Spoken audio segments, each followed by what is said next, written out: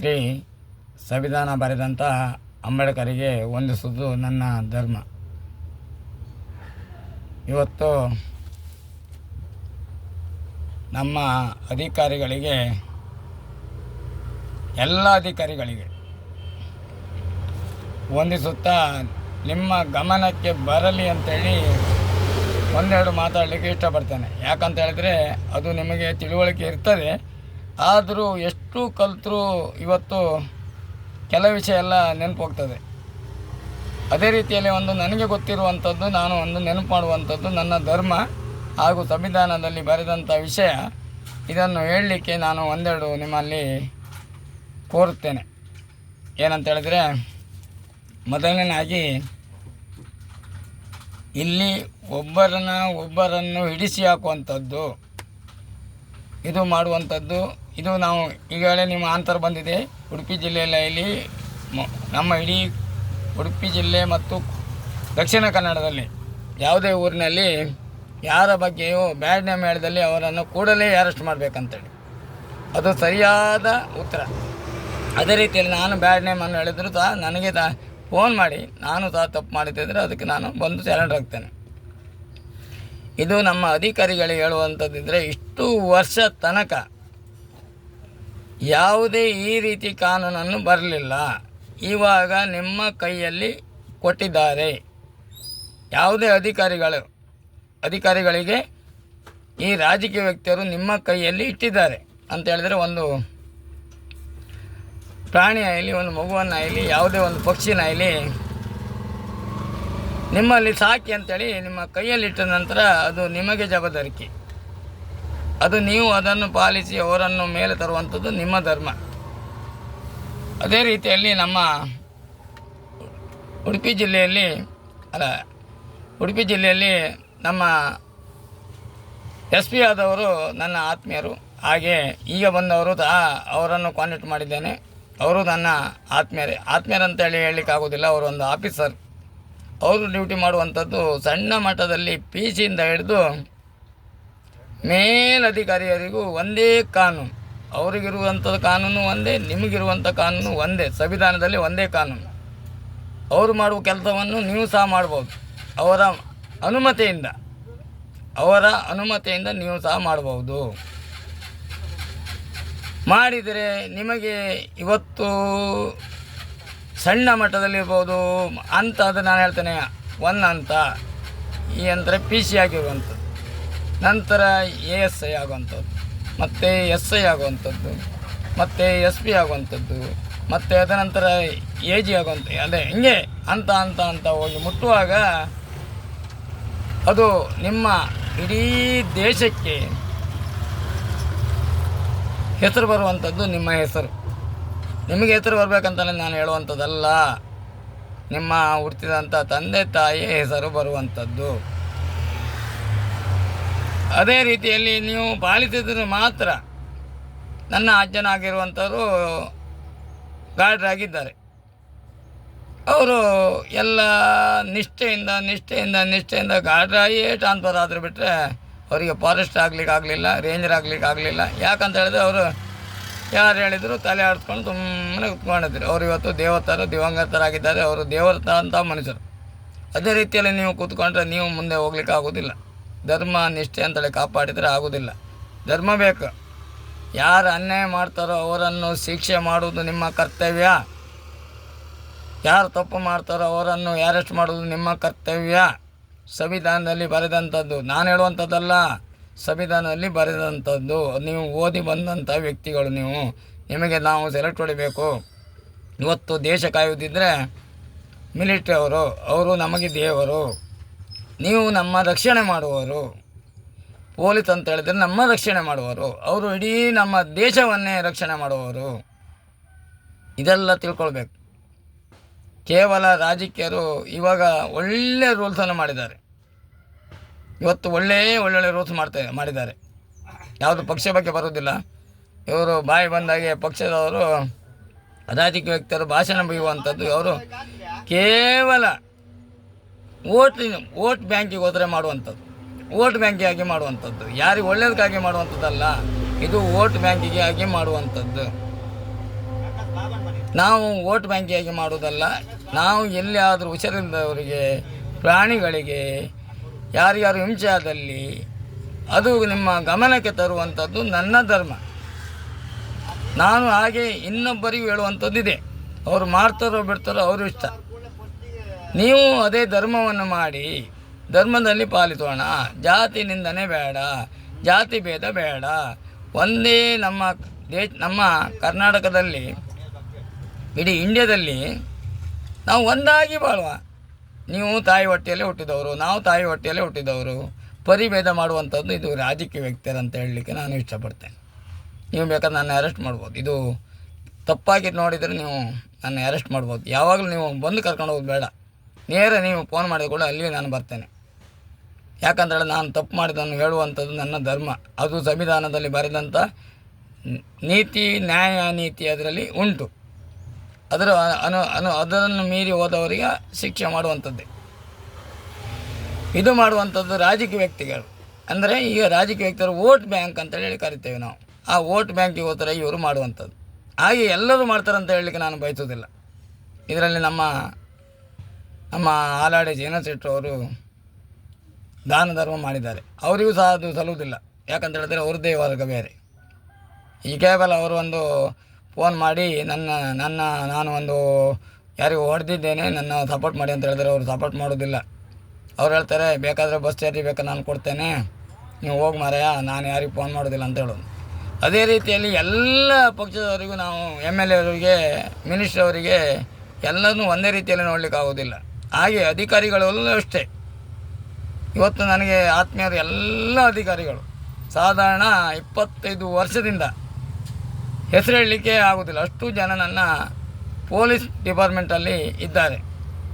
ಪ್ರತಿಯೊಬ್ಬರು ಇವತ್ತು ಗಣೇಶಣ್ಣ ಅಂತೇಳಿ ಕರೀತಾರೆ ವಿನಾ ನಮಗೆ ಗಣೇಶಣ್ಣ ಅಂತ ಹೇಳಿ ಹೇಳೋದು ಬೇಡ. ಗಣೇಶ್ ಅಂತ ಹೇಳಿದ್ರೆ ಸಾಕು. ಇವತ್ತು ಸುಂದರಣ್ಣ, ಮಹೇಶ್ ಪ್ರಸಾದ್, ಅಣ್ಣಮಾಲೆ, ಹಾಗೆ ಕಪಾಲ್ರಾಜ್ ಇತ್ಯಾದಿಗಳು, ಎಷ್ಟೋ SI, ಬಾಬಣ್ಣ SI, ಪ್ರತಿಯೊಬ್ಬರು ನಾನು ಎಲ್ಲ ಉಡುಪಿ ಜಿಲ್ಲೆ ಹಾಗೂ ದಕ್ಷಿಣ ಕನ್ನಡದ ಜಿಲ್ಲೆಗೆ ಎಲ್ಲ ಆಫೀಸರಿಗೆ ನಾನು ಶುಭಾಶಯವನ್ನು ಕೋರ್ತೇನೆ. ಯಾಕಂತ ಹೇಳಿದ್ರೆ ಇನ್ನೂ ಇಷ್ಟು ದಿನ ನಾವು ಅದನ್ನು ಮರಿಬೇಕು. ಯಾಕಂದರೆ ನಿಮಗೆ ಕಾನೂನಲ್ಲಿ ಕೈ ಕೊಡಲಿಕ್ಕೆ ಬಿಡಲಿಲ್ಲ. ಈಗ ನಿಮ್ಮ ರಾಜಕೀಯ ಅಲ್ಲ, ಈಗ ಅಧಿಕಾರಿಯಲ್ಲಿ ಇರುವವರು ನಿಮಗೆ ಕೈಯಲ್ಲಿ ಕೊಟ್ಟಿದ್ದಾರೆ ಒಂದು ಸ್ವತ್ತನ್ನು. ನಿರ್ಧಾರ ತಗೊಳ್ಳಿ ಅಂತೇಳಿ. ಇವಾಗ ನಿಮ್ಗೆ ಯಾರ ಚಿಂತೆಯೂ ಬೇಡ, ಯಾರ ಹೆದರಿಕೆಯೂ ಬೇಡ. ಮುಂಚೆ ಅದು ಹೆದರ್ಕೊಳ್ಬೇಕು. ಅವ್ರು ಫೋನ್ ಮಾಡಿ ಏನಾದರೂ ನನ್ನ ಟ್ರಾನ್ಸ್ಫರ್ ಮಾಡ್ತಾರೋ ಅದು ಮಾಡ್ತಾರೋ ಇದುವರೆಗೂ. ಈಗ ಯಾವುದೇ ರೂಲ್ಸ್ ಇಲ್ಲ, ಯಾವುದೇ ಕಾನೂನಿಲ್ಲ. ನಿಮಗೆ ದಕ್ಷಿಣ ಕನ್ನಡ, ಉಡುಪಿ ಜಿಲ್ಲೆಗೆ ಅವ್ರು ಬಿಟ್ಬಿಟ್ಟಿದ್ದಾರೆ. ನೀವು ಏನನ್ನೇ ಮಾಡಿ, ನೀವು ಕಾನೂನು ವಿರೋಧವಾಗಿ ಮಾಡಬೇಡಿ. ಕಾನೂನಲ್ಲಿ, ಸಂವಿಧಾನದಲ್ಲಿ ಏನೇನು ಕಾನೂನು ಉಂಟೋ, ಯಾವ್ಯಾವ ಶಿಕ್ಷೆ ಉಂಟು ಅದನ್ನು ಮಾಡಿಬಿಡಿ. ಚಿಂತೆ ಮಾಡಬೇಡಿ. ಅವರು ಏನು ಈಗ ಮಾಧ್ಯಮದಲ್ಲಿ ಹೋಗಿ ಹೇಳಲಿ, ಪೇಪರ್ನವ್ರ ಹತ್ರ ಹೇಳಲಿ, ಬಬ್ಬೆ ಹಾಕಿ ಕೂಗಲಿ, ಗಂಟ್ಲು ಇದ್ರೆ ಕೂಗಲಿ, ಸ್ವಲ್ಪ ಧರಣಿ ಮಾಡಲಿ. ಬಂದರೆ 8 ಜನ ಬರ್ತಾರೆ. ಅವ್ರ ಹತ್ರ ಸ್ವಲ್ಪ ತಲೆ ಕುಡಿಲಿಕ್ಕೋ ಮತ್ತೊಂದು ತಗೊಂಡು ಒಂದು 10 ಜನ ಬರ್ತಾರೆ. ಅದಕ್ಕೆ ನೀವು ಹೆದರ್ಕೊಳ್ಳುವಂಥದ್ದಿಲ್ಲ. ಇದು ನಾನು ನೇರ ಹೇಳುವಂಥದ್ದು. ಅವ್ರು 1 ದಿನ ಬರ್ತಾರೆ, 2 ದಿನ ಬರ್ತಾರೆ. ಇವ್ರ ಹತ್ರ ಕೊಡೋಕ್ಕೆ ತಾಕತ್ತಿದ್ದಷ್ಟು ದಿನ ಬರ್ತಾರೆ. ಅದ್ರ ಮೇಲೆ ಕೂಗಾಟ ಎಲ್ಲ ಕೈದತ್ತವ್ರದ್ದು. ನೀವು ಹಂಗಲ್ಲ. ನಿಷ್ಠೆಯಿಂದ ಯಾವ್ಯಾವ ಕಾನೂನು ಉಂಟೋ, ಸಂವಿಧಾನದಲ್ಲಿ ಯಾವ್ಯಾವ ರೂಲ್ಸ್ ಉಂಟೋ ನಿಮ್ಮದು, ಅದನ್ನು ಮಾಡ್ತಾ ಹೋಗುವಂಥದ್ದೇ. ಯಾಕಂದರೆ ಈಗ ನಿಮ್ಮ ಕೈಯಲ್ಲಿ ಕೊಟ್ಟಿದ್ದಾರೆ ಅವರು. ಈಗ ನಿಮ್ಮ ಒಂದು ಸಣ್ಣ ಮಗುವನ್ನು ಅವರು ಕೊಟ್ಟ ಹಾಗೆ ನಿಮಗೆ ಅಧಿಕಾರವನ್ನು ನಿಮ್ಮ ಕೈಯಲ್ಲಿ ಕೊಟ್ಟಿದ್ದಾರೆ, ದಕ್ಷಿಣ ಕನ್ನಡ ಮತ್ತು ಉಡುಪಿ ಜಿಲ್ಲೆಗೆ. ಹಾಗೆ ಅರುಣ್ ಕುಮಾರ್ ಸರ್ ಅವರಿಗೂ ಸಹ ನಾನು ಧನ್ಯವಾದವನ್ನು ಹೇಳ್ತೇನೆ. ಹಾಗೆ ಒಬ್ಬರಿಗೆ ಹೇಳಬಾರ್ದು, ಇಡೀ ನಮ್ಮ ಪೊಲೀಸ್ ಹಿಡಿದು ಎಲ್ಲ ಅಧಿಕಾರಿಗಳಿಗೂ ನಾವು ಧನ್ಯವಾದವನ್ನು ಹೇಳ್ತೇನೆ. ಅಂಬೇಡ್ಕರ್ ಪರವಾಗಿ, ಸಂವಿಧಾನದ ಪರವಾಗಿ ನಾನು ಹೇಳ್ತೇನೆ. ಅದೇ ರೀತಿಯಲ್ಲಿ ನಮಗೆ ಇವಾಗ ಎಲ್ಲ ಸ್ಟೇಷನ್ ಅವರು, ಕೋಟ, ಕುಂದಾಪುರ, ಉಡುಪಿ, ಮಂಗಳೂರು ತನಕ, ಹಾಗೆ ಶಂಕರಹಣ, ಪ್ರತಿಯೊಂದು SIಯು ಶಂಕರಹಣದಲ್ಲಿ ಮುಂಚೆ ಇತಿಹಾಸ ಇತ್ತಂತೆ. ಅಲ್ಲಿಗೆ ಸಾಹೇಬರು SI ಬರಬಾರ್ದು ಅಂತೇಳಿ ಅಲ್ಲಿನ ಜನರು ಅಬ್ಜೆಕ್ಷನ್ ಇದ್ದಂತೆ. ಅವರು ಸಹ ಈಗ ನಮ್ಮ ಈ 23ನೇ ಇಸ್ವಿಗೆ ಅವರು ಸಹ SI ಆಗಿ ಸಾಹೇಬರೇ ಅಲ್ಲಿ ಬಂದಿದ್ದಾರೆ. ಅವರನ್ನು ಭೇಟಿಯಾಗಿದ್ದೇನೆ. ಅವರು ಸಹ ನನಗೆ ಸಹಕಾರ ಮಾಡಿದ್ದಾರೆ. ಅದೇ ರೀತಿಯಲ್ಲಿ ನನಗೆ ಎಷ್ಟೋ ಜನ ಅಧಿಕಾರಿಗಳು ಬಂದವರು ನನಗೆ ಸಹಕಾರ ಮಾಡಿದ್ದಾರೆ. ಯಾಕಂತ ಹೇಳಿದ್ರೆ ನನಗೆ ಇಂಪ್ಲೇದಿಂದ ಅಲ್ಲ, ನಾನು ಒಬ್ಬನೇ ಹೋರಾಟ ಕೊಡುವಂಥದ್ದು, ನ್ಯಾಯಕ್ಕಾಗಿ ಧರ್ಮಕ್ಕಾಗಿ ಹೋರಾಟ ಕೊಡುವಂಥದ್ದು. ಅದನ್ನೆಲ್ಲ ಅವರು ಕಂಡು ತಿಳಿದು ಪ್ರತಿಯೊಬ್ಬರು ನನಗೆ ಈ ರೀತಿಯಲ್ಲಿ ಮಾಹಿತಿಯನ್ನು, ಈ ರೀತಿಯಲ್ಲಿ ಹೋಗಬೇಕು ಗಣೇಶ, ಈ ರೀತಿಯಲ್ಲಿ ಹೋಗ್ಬೇಕಂತ ಹೇಳುವಂಥದ್ದು ನನ್ನ ಮೊದಲನೇದಾದಂಥ ದೇವರು ಅಂತ ಹೇಳಿದ್ರೆ ಲಕ್ಷ್ಮೀನಾರಾಯಣ SI ಅವರು ನನಗೆ ಮೊದಲನೇದಾದ ದೇವರು. 25 ವರ್ಷ ಹಿಂದೆ ಬ್ರಹ್ಮೋರ ಸ್ಟೇಷನಲ್ಲಿ ಇರುವವರು, ಕಟ್ಟುನಿಟ್ಟಾಗಿರುವಂಥ ವ್ಯಕ್ತಿಗಳು. ಅದನಂತರ ಬಂದಿದ್ದಾರೆ ಕಪಲರಾಜ್, ಮಹೇಶ್ ಪ್ರಸಾದ್, ಅಣ್ಣಮಾಲೆ, ಹಾಗೆ ಈಗ ಬಂದಂಥ ನಮ್ಮ ಸರ್ ಅವರು ಸಹ ಎಲ್ಲರನ್ನು ಭೇಟಿಯಾಗಿದ್ದೇನೆ. ಹಾಗೆ DC ಯನ್ನು ಭೇಟಿಯಾಗಿದ್ದೇನೆ. ಇವಾಗ ಇರುವ DC ಅಲ್ಲ, ಮುಂಚಿನ DC ಅವರು ಸಹ ನಾನು ಭೇಟಿಯಾಗಿದ್ದೇನೆ.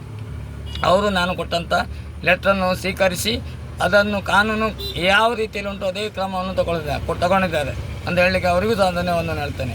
ಅವರಿಗೆ ಟ್ರಾನ್ಸ್ಫರ್ ಆಗಿ ಹೋಗಿದ್ದಾರೆ, ಅವರು ಎಲ್ಲೇ ಇರಲಿ ಅವರಿಗೂ ನಾನು ಧನ್ಯವಾದವನ್ನು ಹೇಳ್ತೇನೆ.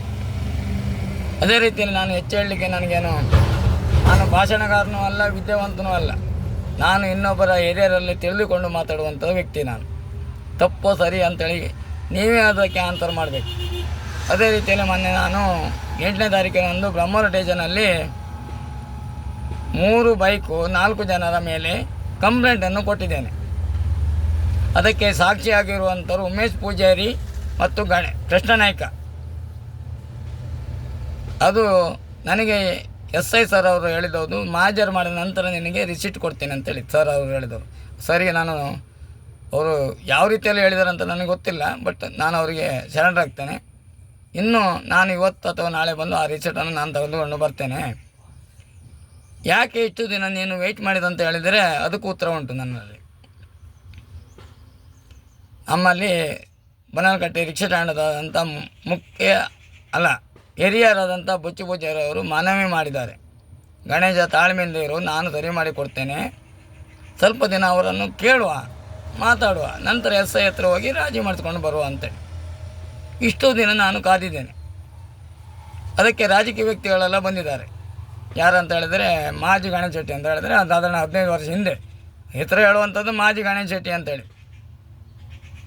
ಹೆಸರು ಬರಬೇಕಲ್ಲ, ಅಲ್ಲಿ ನೀವು ಸ್ವಲ್ಪ ಎದುರುಕೊಳ್ಬೇಕಲ್ಲ, ಅಧಿಕಾರಿ ಹತ್ರ ಹೇಳುವಂಥದ್ದು.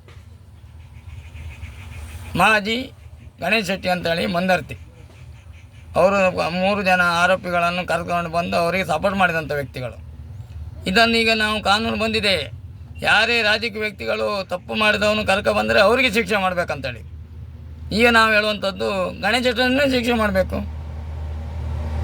ಯಾಕಂತ ಹೇಳಿದ್ರೆ ಆರೋಪಿಗಳ ಬಂದು ಅವರು ಬಿಡ್ತಾರಲ್ಲ, ಅವರನ್ನು ಚರಂಡು ಮಾಡಿಸೋದಿಲ್ಲ. ನಾನಾದರೂ ಚರಂಡು ಮಾಡ್ತೇನೆ, ನನ್ನ ತಂದೆಯನ್ನಾರು ಕರ್ಕೊಬಂದು ಚರಂಡು ಮಾಡ್ತೇನೆ, ನನ್ನ ತಮ್ಮ ತಂಗಿದಿನಾರು ಚರಂಡು ಬಂದು ತಪ್ಪು ಮಾಡಿದ್ದು ಚರಂಡು ಮಾಡ್ತೇನೆ. ಈಗ ನಿಮಗೆ ಕಾನೂನು ಬಂದಿದೆ, ಉಡುಪಿ ಮತ್ತು ಮಂಗಳೂರು ಜಿಲ್ಲೆಗೆ ಕಾನೂನು ಬಂದಿದೆ. ಯಾರು ಅಪರಾಧಿಯನ್ನು ಕರೆದುಕೊಂಡು ಬರ್ತಾರೋ ಅವ್ರನ್ನೇ ಅರೆಸ್ಟ್ ಮಾಡಬೇಕಂತೇಳಿ.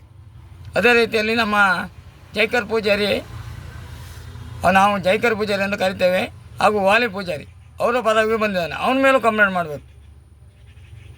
ಯಾರು ಅಪರಾಧಿಗಳನ್ನು ಕರೆದುಕೊಂಡು ಬರ್ತಾರೋ, ನಿರಪರಾಧಿಗಳನ್ನು ಬಿಟ್ಟು ಅಪರಾಧಿಗಳನ್ನು ಯಾರು ಕರೆದುಕೊಂಡು ಬರ್ತಾರೋ ಅವರನ್ನೇ ಶಿಕ್ಷೆ ಮಾಡಬೇಕು ಮೊದಲಾಗಿ ಹೇಳುವಂಥದ್ದು. ನಾನು ಇಷ್ಟು ದಿನ ಕಾದಿದ್ದೆ ಯಾಕಂತ ಹೇಳಿದ್ರೆ ಹಿರಿಯರಾದಂಥ ನಮ್ಮ ಬುಚ್ಚು ಪೂಜಾರವರ ಮಾತನ್ನು ಕೇಳಿ ಇಷ್ಟು ದಿನ ಕಾದು ಕೂತಿದ್ದೇನೆ. ನಮ್ಮ ಸಂವಿಧಾನದಲ್ಲಿ ಸಂಘದ ಅಧ್ಯಕ್ಷರಾದಂಥ ಜಯಣ್ಣ ಮಲ್ಪಿ ಕೂಡಲೇ ರಿಸೀಟನ್ನು ತಂದು ನನಗೆ ಕೊಡಬೇಕಂತೇಳಿ. ಆದರೆ SI ಸರ್ ಹೇಳಿದ್ದು, ನಾನು ಮಾಜರು ಮಾಡೋ ತನಕ ನಿನಗೆ ಯಾವುದೇ ದಾಖಲಾತಿ ಬೇಡ, ನಾನಿದ್ದೇನೆ ಅಂತೇಳಿ ಭರವಸೆ ಕೊಟ್ಟಿದ್ದಾರೆ. ಆದರೆ ಆರೋಪಿ ಬಂದಾಗ ನಾನು ಹೇಳುವಂಥದ್ದು, ಅವರು ತಿಳುವಳಿಕೆ ಇರ್ತಾರೆ ಇಲ್ಲ ಅಂತೇಳಿ ಹೇಳುವಂಥದ್ದಲ್ಲ. ಆರೋಪಿಗಳು ಅವರ ಕೈಗೆ ಸಿಕ್ಕಿದಾಗ ಮಾಜರು ಮಾಡುವಾಗ ಅಲ್ಲಿನ ಊರಿನವರಲ್ಲಿ ಕೇಳಬೇಕು, ಇದು ಗಣೇಶ ಮಾಡಿ ತಪ್ಪ ಅಥವಾ ಇವರು ಮಾಡಿ ತಪ್ಪ ಅಂತೇಳಿ ಮಾಡುವಂಥದ್ದು ಮಾಜರ್. ಅದೆಲ್ಲ ನನಗೆ ಕಾನೂನು ಗೊತ್ತುಂಟು, ಯಾವ ರೀತಿಯಲ್ಲಿ ಮಾಡಬೇಕಂತೇಳಿ ನನಗೆ ಗೊತ್ತುಂಟು. ಪುನಃ ಕೇಸ್ ಮಾಡುವಂಥದ್ದು ನನಗೆ ಗೊತ್ತುಂಟು. ಅದೇ ರೀತಿಯಲ್ಲಿ ಈಗ ಮೊನ್ನೆ 2 ವರ್ಷ ಹಿಂದೆ ಇಲ್ಲಿ ಬನಲ್ಗಟ್ಟೆಯಲ್ಲಿ ಕೇಸ್ ಆದದ್ದನ್ನು ಮೊನ್ನೆ ಎಳೆದಿದ್ದಾರೆ ಅವರನ್ನು. 2 ವರ್ಷ ಹಿಂದೆ ಆದಂಥ ಘಟನೆಯನ್ನು ಮೊನ್ನೆ ಇಲ್ಲಿ ಉಳ್ಕೊಂಡಂಥ ಘಟನೆಯನ್ನು ಮೊನ್ನೆ ಎಳೆದಿದ್ದಾರೆ. ಅದಕ್ಕೆ ಕಿರಣ್ ಕೊಡ್ಗೆಯವರೆಲ್ಲ ಹೋಗಿ ಸಾಥ್ ಕೊಟ್ಟು ಅದು ರಾಜಿ ಮಾಡಿಸಿ ಬಂದಿದ್ದಾರೆ.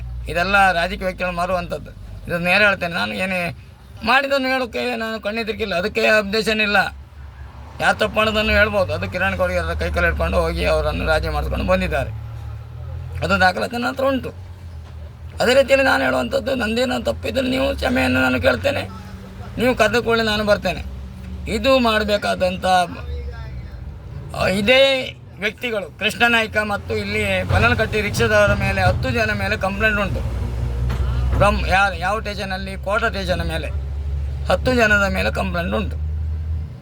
ಕೃಷ್ಣ ನಾಯ್ಕನ ಸೇರಿ 10 ಜನನ ಮೇಲೆ ಕಂಪ್ಲೇಂಟ್ ಉಂಟು. ಅದಕ್ಕೆ ನಾವು ಇದೇ ಬೊಚ್ಚು ಪೂಜಾರಿ ಅವರವರು ಕರೆದುಕೊಂಡು ಹೋಗಿ ರಾಜಿ ಮಾಡಿಸಿ ನಾವು ಒಂದಾಗಿರ್ತೇವೆ ಅಂಥೇಳಿ ಪತ್ರ ಮೂಲಕ ಲೆಟ್ರ್ ಮೂಲಕ ನಾವು ಬರೆದುಕೊಂಡು ಬಂದು ಕೊಟ್ಟಿದ್ದೇವೆ. ಅದನ್ನು ಮತ್ತೆ ಓಪನ್ ಮಾಡ್ಬೋದು. ಬರೆದು ಕೊಟ್ಟು ಬಂದ ಕೂಡಲೇ ಅದನ್ನು ಓಪನ್ ಮಾಡುವಂಥದ್ದು ನಮಗೆ ಕ್ರಮ ಉಂಟು, ಅದರಲ್ಲಿ ನಿಮ್ಮಲ್ಲಿ ರೂಲ್ಸ್ ಉಂಟು. ಅದೇ ರೀತಿಯಲ್ಲಿ ಇವರು ಹೇಳಿದಂಥ SI ಮಾಡಿದಂಥ ತಪ್ಪನ್ನು ನಾನು ಹೇಳ್ತೇನೆ, ನೇರ ಹೇಳ್ತೇನೆ. ಅವ್ರು ಬೇಕಾದರೆ ಫೋನ್ ಮಾಡಿ ಕೇಳಲಿ. ನನ್ನಲ್ಲಿ ಕಳ್ಳರನ್ನು ಹಿಡಿದು ಬಂದರೂ ಕೂಡಲೇ ಮಾಜರು ಮಾಡುವಂಥದ್ದು ಅವರು ಧರ್ಮ. ಅದು ಕಾನೂನಲ್ಲಿ ಸಂವಿಧಾನದಲ್ಲಿ ಬರೆದಂಥ ಧರ್ಮ. ಅದಲ್ಲದೆ ತಪ್ಪು ಮಾಡಿದಂಥ ರಿಸಿಟ್ ಕೊಡಿ ಅಂತೇಳಿ ನಾನು ನೇರವಾಗಿ ಕೇಳಿದ್ದೇನೆ ಸ್ಟೇಷನಲ್ಲಿ. ನನಗೆ ಬೇಕಾಗೋದು ದಾಖಲಾತಿ ನೇರವಾಗಿರುವಂಥದ್ದು ರಿಸಿಟ್ ಬೇಡ ಅಂತ ಹೇಳಿದಂದು ನಮ್ಮ SI ಸರ್ ಅವರು ಯಾವ ರೀತಿಯಲ್ಲಿ ಹೇಳಿದರೋ, ಅದು ನನ್ನ ಒಳ್ಳೇದು ಹೇಳಿದರೋ ಕೆಟ್ಟದ್ದು ಹೇಳಿದರೋ ನನಗೆ ಗೊತ್ತಿಲ್ಲ, ಅದು ಅವರೇ ಹೇಳಬೇಕು. ಅದೇ ರೀತಿಯಲ್ಲಿ ಇನ್ನು ನಾನು ಇವತ್ತು ಅಥವಾ ತಪ್ಪಿದ ನಾಳೆಗೆ ಬಂದು ಹಾಗೆ ಅದೇ ಒಂದು ಮಾತಾಡ್ತೇನೆ.